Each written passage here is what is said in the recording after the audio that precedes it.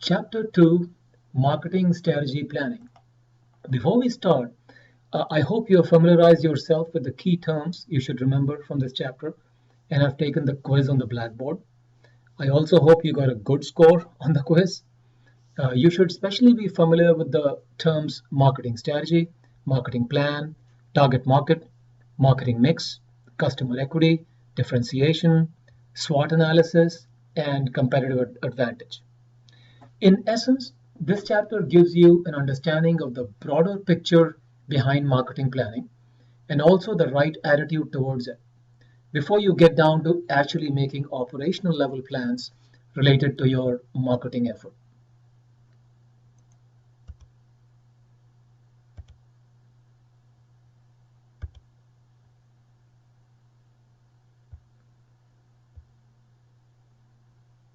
So, this is the agenda for today. I would not like to go into the finer details of each topic because I expect you have read the chapter already. Instead, we will focus on understanding the big picture and see how concepts are related, and on the key lessons in the practical sense that we need to take away from this chapter. Okay, there are two terms that you will often come across in your business education. One is strategy planning or strategic management planning, and the other is marketing strategy planning. First, we need to be clear about how they are different and how they are related. A layman's definition of strategy can be a plan of action or policy designed to achieve a major or overall aim or goal. And such a plan can be made for the whole organization when it can be termed business strategy, or the plan can only be for the marketing function or department when it's called marketing strategy planning. However, as you would imagine, the firm's marketing planning has to be in tune with the firm's larger business level planning that guides the whole company, correct? So, marketing strategy planning is a subset and originates, or at least should originate, sometimes it doesn't, and that's when it's a bad one. It should originate from strategic management planning at the business level for the firm as a whole. This chapter introduces you to marketing strategy planning. The execution part of this planning would be discussed in the rest of the textbook. Typically, at the beginning of the financial year, the VP of marketing, the vice president of marketing for a firm, submits a marketing plan to the CEO. That plan tells everybody what does the company want to achieve marketing wise by the end of the financial year and how those goals shall be achieved. But first, what is strategic management planning? Simply put, it is a process of developing and maintaining a match, remember, a match between an organization's resources and its market opportunities. It includes planning for marketing, production, finance, HR, and others. As you would imagine, such a plan is often made by the top management of an organization. So here is what follows. The VP of marketing looks at the business mission statement and vision, in other words, the strategic plan. Then, keeping those in mind, he does marketing strategy planning for the year after doing a SWOT analysis, implements it throughout the financial year, and controls the process throughout. SWOT analysis is done at the business level as well as at the marketing level. The VP puts the whole process in the form of a document called the marketing plan. His hope is that by doing a good job of effective marketing planning, the firm will be able to differentiate itself in today's tough and competitive markets. Will be able to gain and maintain sustainable competitive advantage as a result and enhance its customer equity. You read about the concept of customer equity. This is pretty much the crux of the whole chapter. Now let us enter the details. But before we go, remember the difference between marketing planning and strategic management planning. The CEO, along with the board and the top management team, he does the strategic planning, which is meant for the business as a whole, while the VP marketing is usually the top guy for marketing planning and is answerable for it. Outcome of marketing planning is a marketing plan, which is the primary topic of discussion in this chapter. All right. All right, so this is the main picture. Here is the outcome of all the marketing planning that the VP of marketing and his team do for the upcoming financial year. The marketing plan. Such a plan can be made for a longer time frame as well, say 2, 3, or even 5 years, but the concept and the components of it remain pretty much the same. I'm sure you know that each of these, you know what each of these boxes mean. There's nothing new here. But I would like to use this picture for clearly stating the role of marketing for any firm or even individual. I would like to state as to what is the precise role that marketing plays in any situation in life, business or personal. And for understanding what that role is, I would like you to see this picture having 3 parts. First part is the first 3 boxes right here, these first 3 boxes. Mission statement, firm objectives, and SWOT analysis of the firm. Second part, the marketing strategy, right here in the middle, which of course is the chunkiest, most meaty part of the marketing plan. And third, the last box, implementation, evaluation, and control of the proposed marketing strategy. And do not ignore all the thin lines that you see which are connecting the various boxes. These lines on both sides. They are there for a reason. Simply put, this is what a marketing plan is all about. As you read in the textbook, the VP of marketing at a company considers the mission statement, vision of his firm, the objectives it wants to achieve, and analyzes the strengths, weaknesses, opportunities, and threats the company faces. In other words, does a SWOT analysis. And in the light of these 3, he lays down a marketing strategy, the second part, and also the operational aspects of such a strategy, the third part. Now let me come to the essence of marketing that I was mentioning. If you think a little deeper, you will see what the VP of marketing is trying to achieve here. Let me first state what it is, then we can talk about it. The VP of marketing is trying to find the right fit or find the right match between his firm and the customers that it wants to cater to. The plan lays out the exact target market the firm wants to pursue, given the SWOT analysis of the firm and the broader environment in which it operates. It also implies, don't forget, that the firm will not go after any and every customer, but will pursue only those customers who are a good fit for the firm. Good fit is the key word here. Customers that the firm can successfully acquire, keep them satisfied, maximize average customer lifetime value, and hence the firm's overall customer equity. How does the firm achieve all of this? By offering a marketing mix, the 4 Ps, that provides better customer value to that specific target market, differentiate itself from the competition through the practice of such unique marketing mix, and finally achieve a competitive advantage in the marketplace. All right? So once again, I would like to stress on the main point all over, okay? Marketing is an exercise in finding the right fit, the right match between 2 parties or entities. It could be a customer situation or it could be another situation, so that both of them live happily ever after, so to say, and keep benefiting from the exchange over a long time. In other words, it means that companies should carefully choose their target market and should customize their marketing mix to keep that specific target market happy. Also, as I stated earlier, this also implies that they should not try to please all customers in the market. In other words, they must not practice mass marketing. Lastly, and very importantly, what are these lines meant for that connect all the various boxes? The lines represent feedback loops.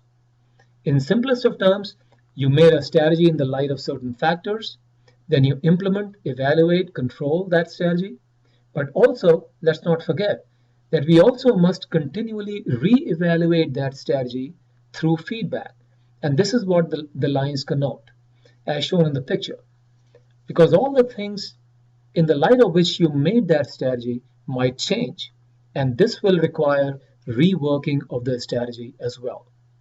To give an example, a rather current one, Procter and Gamble, you might have heard of this company. Procter and Gamble, the company that brings us Tide detergent, Duracell batteries, Bounty paper towels, Crest toothpaste, and hundreds of other products, and is very well known for high quality and relatively expensive products, is actually now offering cheaper versions of its products in the market. Why did Procter and Gamble have to do that? Well, because a strong recession changed the economic situation in the market, and because overall economic inequality has increased in the American society. You will read more about it in an article later. So here we formally list out what a marketing plan is and what all it can include. It is in a way the Bible for marketing managers and guides the complete marketing effort for a given financial year. Notice the word appropriate in the definition right here. It means that the plan must be made in the light of business mission, objectives of the firm, SWOT analysis, and the environmental analysis of the firm. It is not made in isolation. Why should we write a marketing plan? I think the answer to that question is more than just obvious. Now let's quickly look at the heart of the marketing plan, the marketing strategy. As we know, marketing strategy has two components. The second one is marketing mix, and the first one, yes, the target market.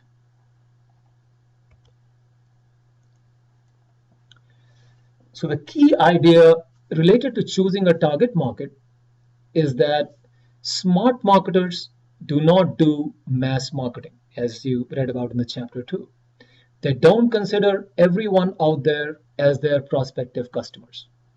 They don't think that all customers are alike. It is advisable instead that is one of the foundational principles of marketing as well, that a firm should segment and analyze the market, analyze and then segment the market that one operates in. In other words, it should do target marketing. In target marketing, the marketing mix is tailored to fit some specific target customers. We should remember that there is no homogeneous market in this world. That's one of the key principles in any product category, in any industry. There never was, and there never will be. So the guy on the left-hand side here is a bad marketer. He doesn't get it. He doesn't realize that people are different from each other. And second reason why you should do target marketing, second reason is you cannot please everybody, period. No company in the world can satisfy and retain all different customers in the marketplace. So remember the two rules of target marketing. A, there is no market out there that's totally homogeneous. And B, no company can cater to all market segments. More will come in chapter 4 when we talk about market segmentation, when we learn how markets can be divided into market segments in detail. For now, suffice it to say that every product should be clearly targeted on a specific, clearly defined market segment for best results, and mass marketing should be avoided. And it applies to every single product in the world. Once again, the target market should be very clearly defined for planning purposes. All great companies carefully define their target market and design their marketing mix around them.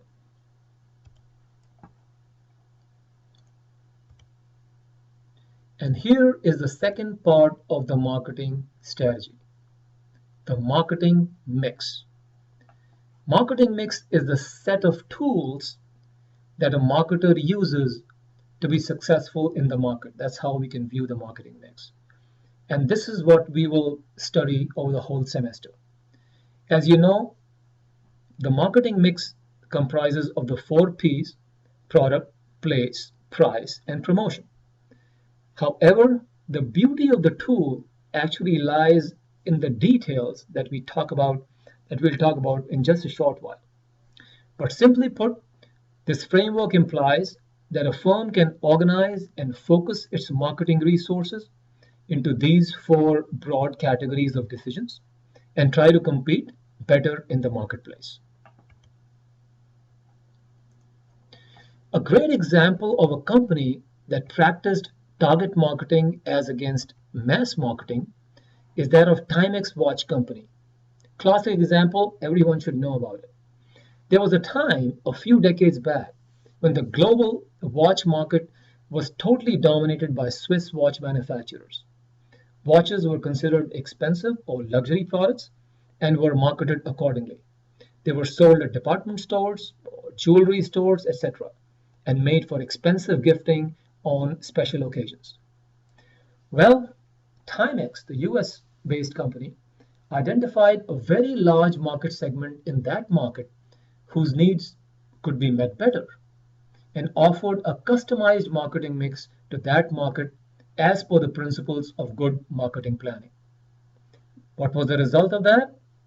The move was so successful that Timex went on to become the largest watch manufacturer in the world, taking away substantial market share from the strong Swiss companies. So what did Timex do? It identified a market segment that used the watch primarily for keeping time and did not care as much about the looks of the watch.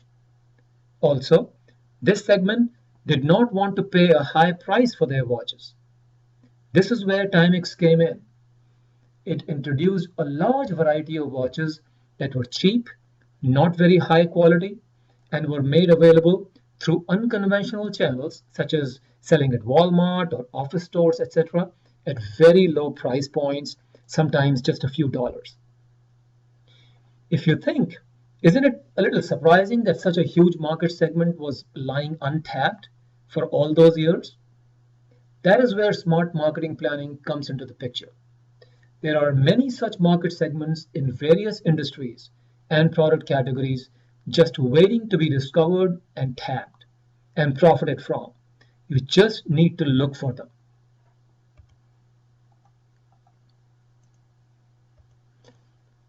The next few slides list out the elements of each of the 4 P's. The product P comprises elements or decisions such as design, variety, packaging, warranty, etc.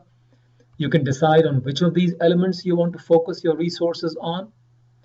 To give you a few examples, related to this, IKEA offers contemporary modern designs to its customers and invests significant resources into it. Many other companies don't do that. If you have heard the name of the old company Compaq, you remember Compaq, C-O-M-P-A-Q. Compaq was the first company in the world that came with 3 years warranty in the PC market and changed the rules of the game completely. It then went on to become the largest PC manufacturer in the world, the way Dell became the largest PC manufacturer in the world. Apple as a company puts in significant resources in the design, packaging, and quality of its products compared to other tech manufacturers. Swatch watches have successfully competed in the market on the variety of its designs, and these companies have been tremendously successful. And as you see, a good chunk of their marketing resources, they go towards the product element of the marketing mix.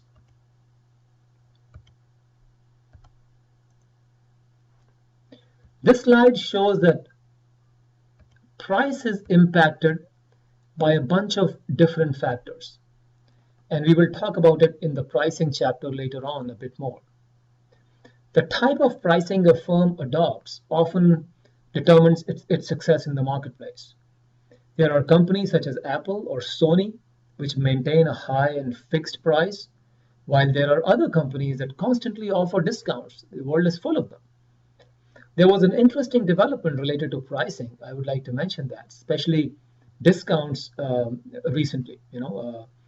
J.C. Penney, maybe you've shopped there. J.C. Penney, it used to have sales, these discount sales every day, and customers went to its stores looking for hot deals. A couple of years back, J.C. Penney decided to change their strategy. A new CEO from Apple was hired. He made some changes, and among other things, he brought down the prices 40% across the board on all products across J.C. Penney. Also, sale and discounts were offered only twice a month instead of every day. J.C. Penney expected that customers would appreciate the low regular pricing. This was a major change related to the pricing peak for the company. So what do you think happened? Any guesses? Well, as we know, the results after a couple of years, the experiment seems to have failed, and the company is abandoning the new pricing strategy and going back to its old ways of marketing products. Old ways of pricing the products higher and then offering discounts on them.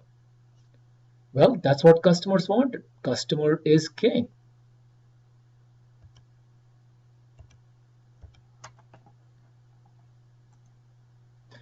The place decisions are about availability in the marketplace. That's how we should think of it. How are you going to make your product or service available to the customers? There can be many options there as well. As you see in the picture, firms can decide whether or not to use channels of distribution for their products, such as retailers, wholesalers, and those channels look different for different companies. While retailers can help sell you more by giving visibility to your products, they will of course expect their own margins. So you have to decide whether you want to be like Geico, which does not use channel partners, or like Nestle, that uses several levels of them. You have to recruit these guys, set up warehouses and distribution centers, train them, choose which all types you want to use, etc. So it's a major decision to take for companies. Other decisions that would need to be taken: what types of channel partners you want, how many, what their markups are going to be, what transportation you will use, what type of warehousing, merchandising, how much inventory you will keep at each point. These are, of course, operational decisions, but you have to think about on those lines. To give an example of differences in the same industry, Sara Lee, a competitor of Nestle, uses selective distribution and hence fewer channel partners, that is retailers and wholesalers, while Nestle uses extensive distribution and uses a large number of partners. So strategies of two companies in a given industry can be very different from each other.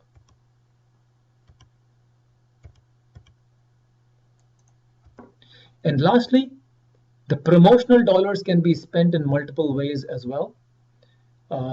Business to business companies spend a lot of money on personal selling, while consumer product companies such as Kraft Foods, Procter & Gamble, etc., spend a lot of money on advertising and also sales promotion. And as I said earlier, even in the same industry, companies can make very different marketing strategies. To give an example on the promotion aspect, I'm sure you've heard of Gap, GAP, the apparel retailer. While Gap, the apparel retailer, spends about 5% of its annual revenue on advertising, the apparel industry as a whole spends about 6% on advertising. Zara, maybe you've heard of the company, ZARA, the fast fashion retailer from Spain, spends 0.1% of its revenue on advertising. So What does Zara do? Zara puts most of its money in place P and also the product design, better and faster supply chain management, and a very large variety of new products being made available in stores for short time durations to keep the customers guessing and excited.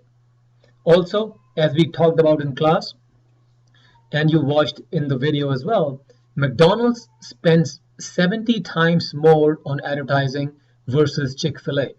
And still, Chick-fil-A can compete and grow in the market.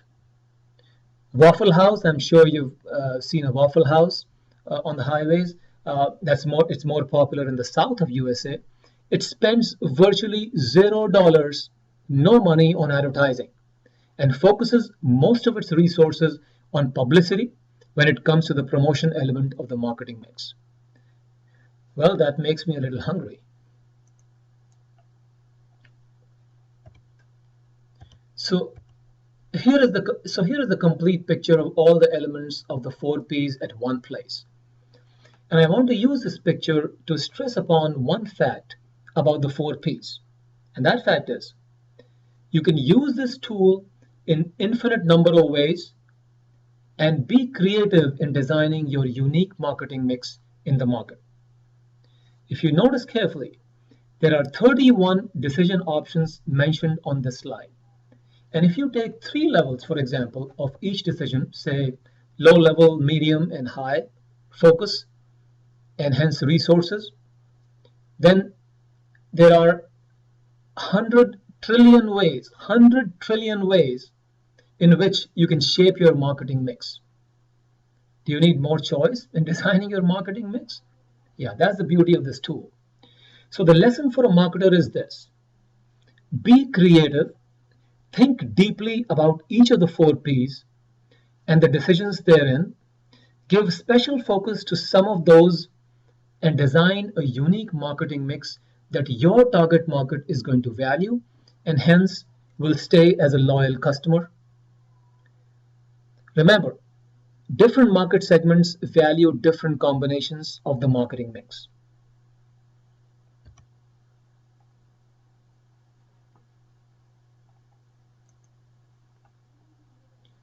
And here are some of the reasons why the 4Ps framework can be helpful for marketers.